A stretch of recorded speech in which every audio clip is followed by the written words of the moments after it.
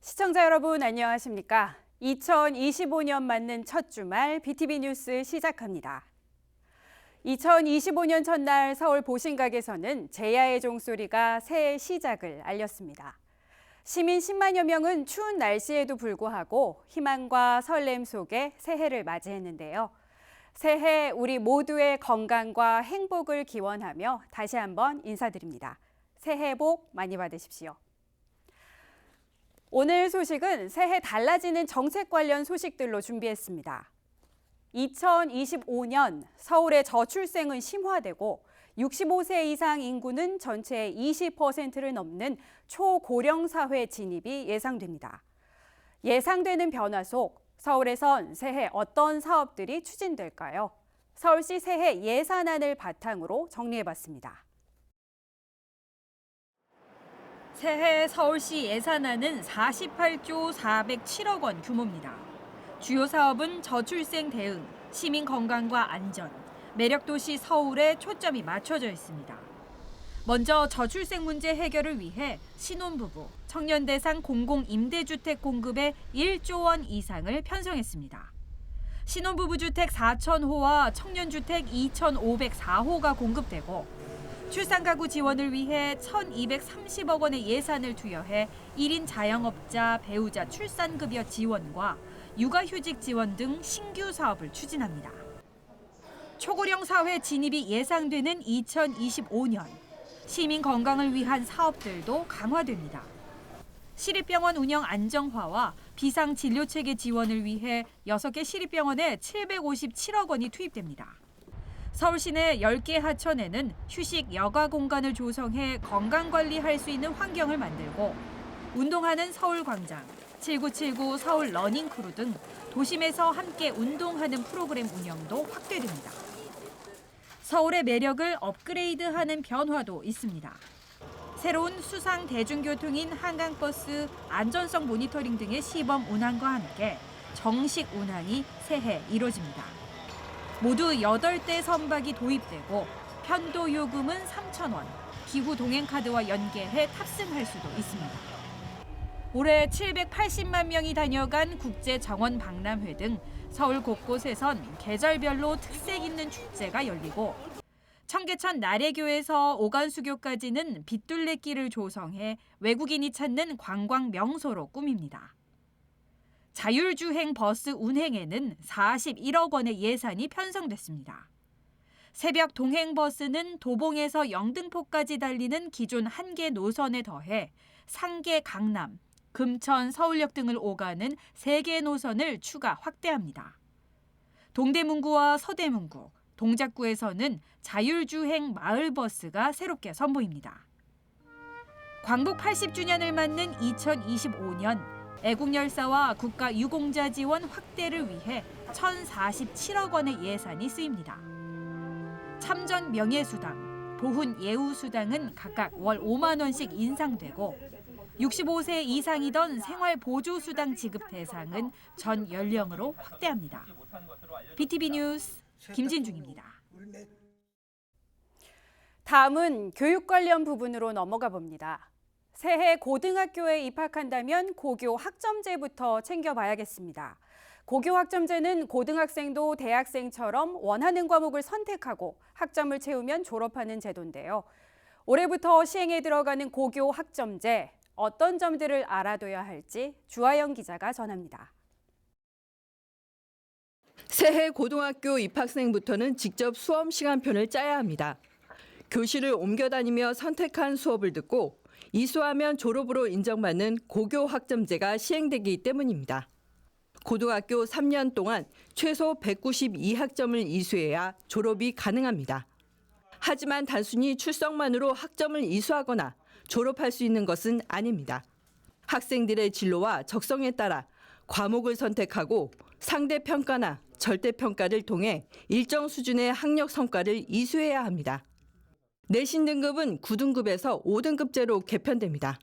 개편에 따라 두 가지 평가 방식을 병행해 사용합니다. 절대평가는 학업 성취도에 따라 A에서 2등급까지 평가됩니다. 2등급 이상을 성취해야 학점을 인정받습니다. 상대평가는 학업 성과를 다른 학생들과 비교해 성적을 매기는 방식으로 1에서 5등급으로 평가됩니다. 이에 따른 과목의 구조도 크게 변합니다. 공통과목, 선택과목, 창의적 체험 활동으로 나뉩니다. 이 중에서 공통과목은 주로 필수 과목으로 국어, 수학, 영어, 통합사회, 통합과학 등입니다. 선택과목은 2학년부터 본격적으로 선택하게 되는데 일반 선택, 진로 선택 과목 등 종류가 다양합니다. 창의적 체험 활동은 학교 특성에 맞게 과목 개설을 할 수 있고 자율, 동아리, 봉사, 진로 활동 등이 있습니다. 학생 본인의 적성과 진로를 파악해야 교과 선택을 할 수 있는 고교 학점제. 시행 첫 해 우선 과목 선택에 부담을 느끼는 학생이 많을 것이라는 분석과 함께 학교 현장에서도 혼선이 적지 않을 것이라는 우려의 목소리가 나오고 있습니다. BTV 뉴스 주아영입니다. 저출생과 인구 고령화, 학령 인구 감소는 우리 사회가 직면하고 있는 큰 숙제인데요. 서울 지역 초중고교의 통폐합도 빠른 속도로 진행되고 있습니다. 성동구에서는 지역 내 4개 학교의 통폐합이 다시 추진되고 있습니다. 이재원 기자의 보도입니다. 지난 2023년 서울시 교육청은 성동구 관내 4개 학교의 통폐합을 추진했습니다. 행당중과 동마중을 통합하고 도선고와 경일고를 통합하는 겁니다. 중학교는 현 도선고 부지로, 통합된 고등학교는 행당중 부지로 이전한다는 계획이었습니다. 성동구 관내 중학교 11개 교의 평균 학생 수는 378.2명, 고등학교 5개 교는 448.4명입니다. 이는 각각 서울시 평균의 74%, 62%에 미치는 수준입니다. 학교의 소규모화로 고등학교는 내신 성적 산출은 물론 2025년부터 시행되는 고교 학점제에도 불리하다는 목소리가 높습니다.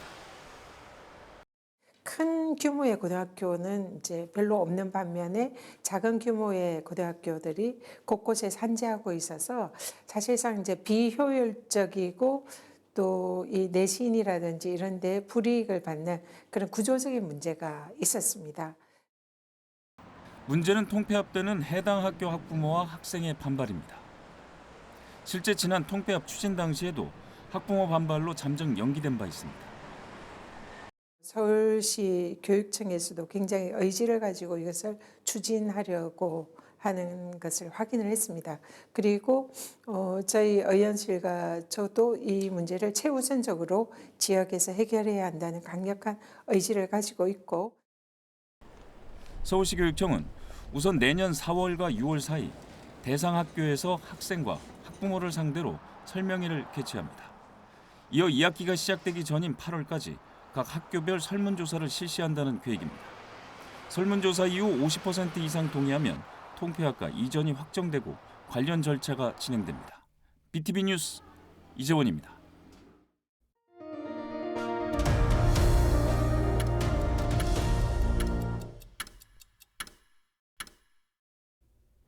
(1988년) 올림픽이 치러졌던 서울. 그 영광을 다시 한번 재현하겠다며 서울시가 2036년 서울 올림픽 유치를 위한 활동을 본격화하고 있습니다.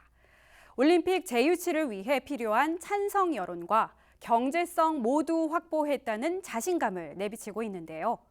새로 경기장을 짓지 않고 기존 경기장과 전국 시도 경기장을 활용하겠다는 구상도 내놨습니다. 앵커 리포트로 전합니다. 지난 2022년 코엑스에서는 전 세계 206개국 1,300여 명이 참석한 가운데 국가올림픽위원회 연합총회가 열렸습니다.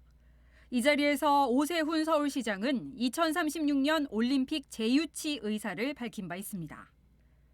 세계의 중심에 서울을 놓겠다며 밝혔던 서울올림픽 재유치 계획. 유치를 위해 필수 요소인 경제성과 재유치 찬성 여론이 확보됐습니다. 서울시가 2024년 하반기 진행한 사전 타당성 조사 결과 편익 비용 비율인 BC값이 1.03으로 나왔습니다. 2036년 서울올림픽 개최에 따른 비용은 시설비와 운영비 포함 5조 833억 원. 2000년 이후 열린 다른 올림픽과 비교해 현저히 낮은 최저 비용이라는 설명입니다. 2024년 여름 진행한 시민 설문조사 결과 조사에 응한 국민 81.7%가, 서울 시민은 85.2%가 올림픽 유치에 찬성했습니다. 서울시는 1988년 서울올림픽 경험과 유산을 바탕으로 신축 없이 기존 경기장을 활용하고 부족한 시설은 경기, 인천, 부산, 강원도 등 타 시도에 소재한 경기장을 활용하겠다는 구상입니다. 서울시는 지난 11월 12일 대한체육회에 2036 하계 올림픽 개최 계획서를 제출하고 올림픽 유치를 위한 준비에 들어갔습니다. BTV 뉴스 김진중입니다. 다음 소식은 행정수도 완성을 꿈꾸고 있는 세종시 관련 내용입니다. 세종시에서는 2031년까지 국회 상임위 12개와 산하기관을 이전하는 세종의사당 건립이 진행 중입니다. 대한민국의 균형 발전을 위해 행정수도 개헌과 대통령실 세종시 이전이 속도를 내야 한다는 목소리가 연초부터 나오고 있습니다. 보도에 김후순 기자입니다. 본립도생, 세종시가 정한 올해의 사자성어입니다. 기본이 제대로 서면 자연이 앞으로 나아가게 된다는 의미를 담고 있습니다. 최민호 시장은 시무실에서 공직자들에게 이 본립도생 정신을 강조하면서 올해 세종시가 나아갈 첫 번째 본질로서 행정수도 완성을 내세웠습니다. 지금의 혼란스러운 정치 환경에서 개헌은 시대 정신이 돼가고 있다며 이 과정에서 행정수도 세종 완성이란 새로운 길이 열릴 수 있다고 강조했습니다. 올해 한 해 우리가 행정수도로 가는 것이 헌법 개정이 됐든 특례법의 개정이 됐든 우리가 그 길을 잊지 않고 추구해야 된다는 것, 그것이 첫 번째 우리의 본질입니다. 지역 시민사회단체는 더 나아가 탄핵 국면에 따른 조기 대선 등을 감안해 대통령실 세종시대를 열어가는 원년으로 삼아야 한다고 주장했습니다. 조기 대선이 현실화될 경우 대통령 세종집무실을 제1집무실 성격으로 추진하는 것이 행정적으로나 경제적으로 합리적인 대안이 될 것이란 판단에 섭니다. 탄핵 국면으로 인해서 그 용산 집무실에 대한 국민들의 거부감이 크고 또 광화문 청와대로 복귀하기에는 경호 보안 문제 등으로 인한 비용 문제까지 심각하게 되고 있는 만큼 이참에 대통령 세종 집무실을 완전 이전하는 것이 가장 현실적인 대안이라고 생각을 합니다. 이미 정부가 대통령 세종 집무실의 2027년 하반기 완공을 약속한 만큼 정치권이 조기 대선 과정에서 대통령실 완전 이전을 공약으로 제시만 하면 문제될 것이 없다는 논리입니다. 비상계엄에 따른 대통령 탄핵이란 혼란스러운 전국을 반면교사 삼아 세종시가 진짜 행정수도로 나아가는 원년이 될 수 있을지 주목됩니다. BTV 뉴스 김우순입니다. 을사년 새해를 맞는 각 자치구의 움직임도 분주합니다. 2025년 각 자치구별 달라지는 정책 방향은 무엇인지 구청장과의 신년대담을 준비했습니다. 새해 종로구는 어떤 변화를 준비했는지 정문헌 종로구청장에게 들어봤습니다. 강혜진 기자입니다. 을사년 새해가 밝았습니다. 푸른 뱀의 우리 국민 여러분들께서 뜻하시는 일, 소망하시는 일 다 이루어지시는 한 해가 되기를 기원드리겠습니다. 새해 복 많이 받으십시오.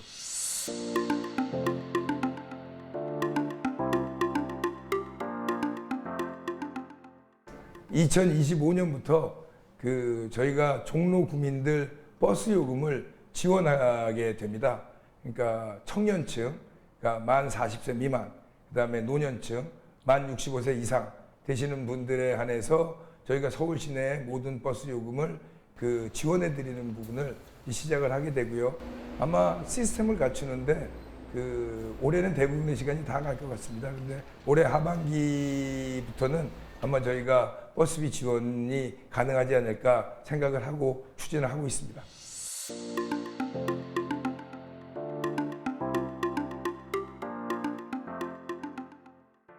교통개발부담금이 그 올해도 한 18억 정도 이제 들어올 예정으로 있습니다. 그렇기 때문에 그 부분은 결국에는 그 대중교통 특히 버스 부분을 공공재화 시켜주기 이란 첫 작업으로 시작하는 만큼 교통 유발 분담금을 좀 활용을 하면 그 예산 부분은 뭐 크게 무리 없이 만들어 나갈 수 있다고 생각을 하고 있습니다.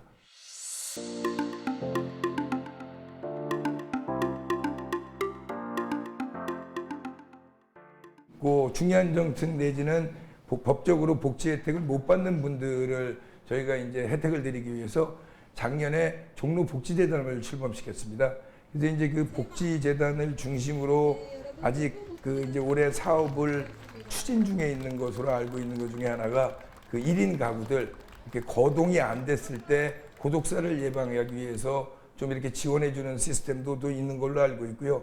이런저런 부분들을 지금 복지재단에서 검토를 하는 것으로 알고 있고 또 법망에서 뭐 청년들 그다음에 장년층 뿐이 아니라 노년층들도 법망에서 커버되지 않는 분들을 저희가 그 이렇게 커버해 나가기 위해서 이제 복지재단이 그 설립돼서 운영되고 있다는 말씀을 드리겠습니다.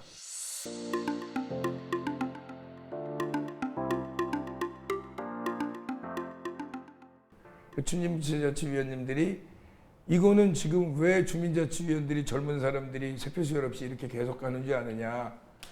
이거 이렇게 가다 보면 사멸된다. 동단위에서.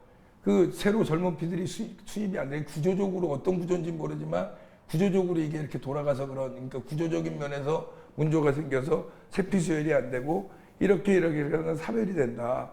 그러니까 동단위로 해도 똑바로 해야지 이게 통단위로 가면 더 안 돌아가지는 거 아니냐는 말씀을 하셨는데 똑같은 맥락에서 시작을 하는 거예요. 이렇게 가면 동단위 없어진다. 그러면 작은 단위에서 돌리는 게 더 주민자치를 활성화시켜서 가지고 갈 수 있을까? 동단위에서 가져가는 게 활성화시킬 수 있을까? 더 적게 내리면 반단위에서 가는 게 활성화시킬 수 있을까? 아니면 주민자치를 손을 놓을까? 이거를 연구해야 되는 그런 시점이라고 보고 있어요. 여하튼 주민자치를 활성화시키는 방법에 대해서 여러 가지 연구와 검토는 필요하다고 봅니다.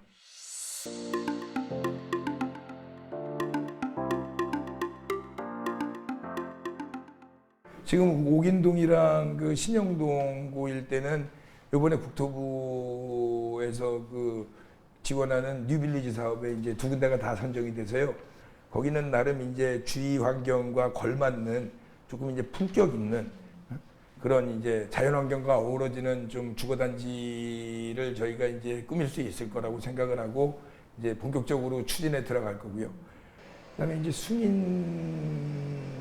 숭인동이랑 창신삼동 그 절개지 있는 지역은 작년에 고시가 났습니다. 그러니까 이제 그 재개발이 추진되게 되고요.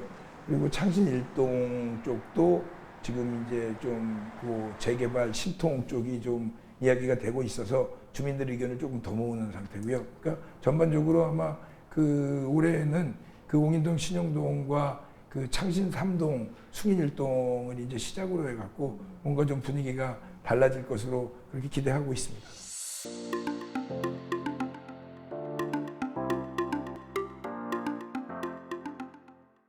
앞으로 한 발짝씩 나아가는 게 조금씩 이제는 가시화되기 시작하는 단계에 왔다고 보여집니다. 그래서 지금부터 조금 이제 우리 직원들이랑 같이 좀 그 합심을 해서요. 주민 여러분들이 조금이나마 더 좋은 환경에서 사시고 조금이나마 삶의 질이 좀 더 좋아질 수 있게끔 하여튼 가일층 노력하겠다는 말씀을 드리겠습니다.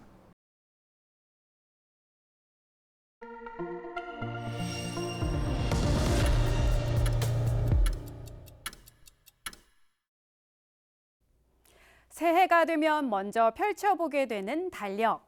올 한 해도 알차게 보낼 수 있도록 꼼꼼히 챙겨봐야겠죠. 2025년은 황금 연휴가 많은 해입니다.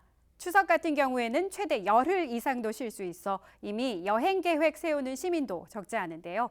권예솔 기자가 놀러 가기 좋은 새해 빨간 날들 뽑아봤습니다. 2025년 놀러 가기 좋은 날은 언제일까요? 이 계획을 미리 짜두시는 분들에겐 휴가를 하루 이틀 정도 더 붙여서 길게 활용할 수 있는 공휴일이 언제인지를 파악하는 게 가장 중요할 겁니다. 그렇다면 가장 먼저 이번 달 말, 1월 말 설날을 주목하셔야겠습니다. 28일부터 30일까지의 연휴가 사흘간 이어져서 앞뒤로 휴가를 쓰신다면 길게는 9일을 쉴 수 있습니다. 하지만 진짜 황금 연휴는 10월입니다. 이 4일부터 8일까지 추석 연휴와 더불어서 3일 개천절과 9일 한글날을 더해 장장 일주일 동안 휴일이 이어집니다. 만약 금요일 날 하루만 더 휴가를 쓰신다면 무려 열흘을 쉴 수 있는 겁니다. 벌써 이 기간 동안 항공권 매진 행렬도 잇고 있습니다. 베트남과 유럽 등 주요 국가의 경우 지금과 비교했을 때 많게는 무려 4배 이상 가격이 오른 곳도 있어서 만약 계획을 준비 중이신 분들이라면 조금 더 서두르셔야겠습니다. 이 밖에 사나흘간 이어지는 휴일도 살펴봅니다. 대체 공휴일이 있는 3일절 연휴 사흘, 어린이날과 부처님이 오신 날이 겹쳐 생긴 대체 공휴일로 5월에는 총 나흘을 쉴 수 있습니다. 또 6월 6일 현충일과 8월 15일 광복절에 사흘 휴일이 이어집니다. 2025년 공휴일은 총 119일로 지난해와 동일한 수준이라고 합니다. 가족 또는 친구들과 소중한 추억 만들고 또 재충전의 시간이 될 수 있도록 올해 황금 연휴를 잘 활용해 보시길 바라겠습니다. BTV 뉴스 권예솔입니다. 새해 달라지는 정책부터 2025년의 달력까지 쭉 살펴봤습니다. 올해도 평온한 하루하루 속 기분 좋은 뉴스, 힘이 되는 뉴스 전하는 BTV 되겠습니다. 새해 주말 전하는 BTV 뉴스 마칩니다. 시청해주신 여러분 고맙습니다.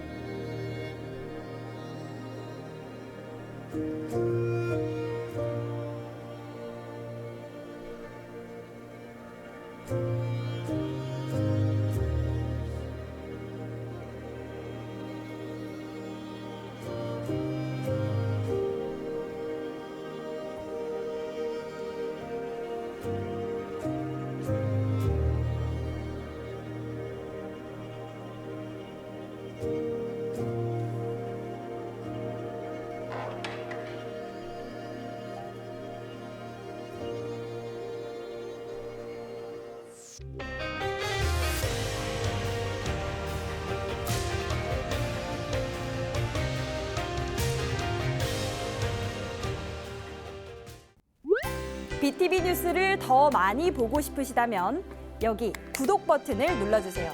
추천 영상도 누르면 바로 재생됩니다.